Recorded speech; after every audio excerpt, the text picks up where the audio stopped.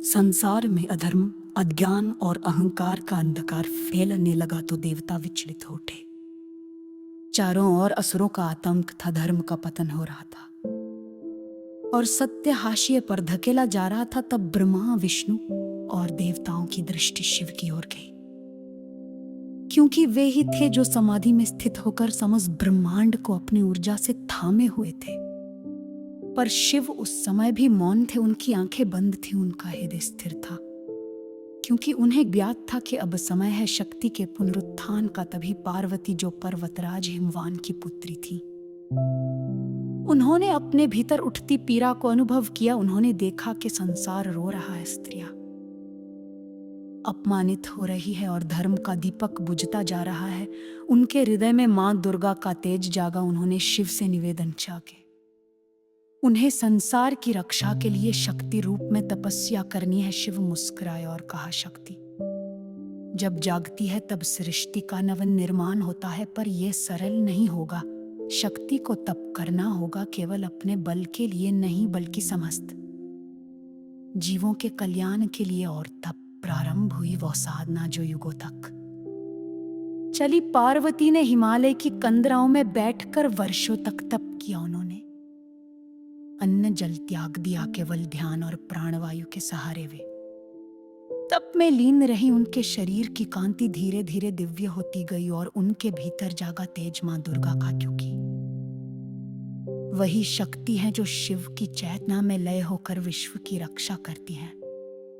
उधर शिवजी भी तप में लीन थे, वे समय की प्रतीक्षा कर रहे थे। उन्हें ज्ञात था कि जब शक्ति पूर्ण रूप से जाग जाएगी तभी धर्म की स्थापना संभव है और तभी असुरों का संहार होगा। शिव और दुर्गा दोनों अलग अलग स्थानों पर, परंतु एक ही उद्देश्य के लिए तप कर रहे थे, और ये तप केवल बाहर के संसार को बदलने के लिए नहीं था।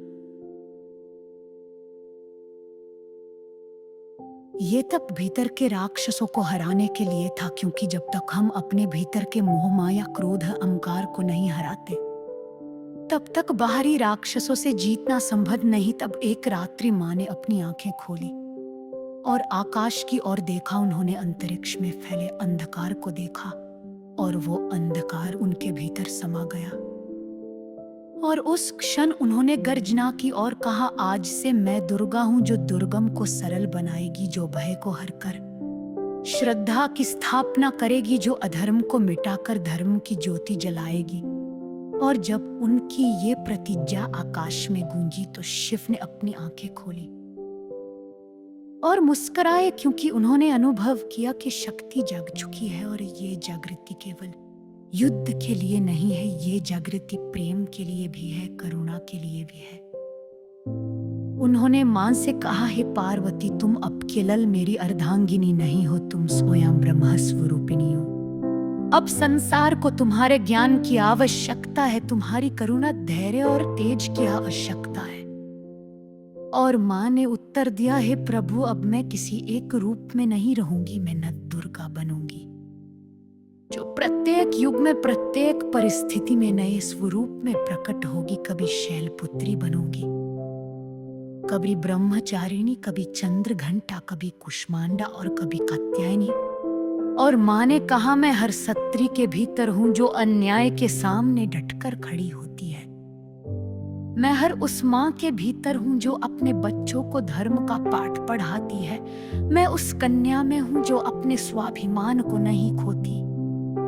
मैं उस बहन में हूं जो अपने परिवार के लिए दीप बनती है। और मैं हर उस साधिका में हूं जो अपने भीतर की शक्ति को पहचानती है और उसे संसार की भलाई के लिए प्रयोग करती है। शिव ने मुस्कुराकर कहा, और मैं हर उस चेतना में हूं जो इस शक्ति को सम्मान देता है। मैं हर उस पुरुष में हूं जो स्त्री को केवल शरीर नहीं, आत्मा समझता है।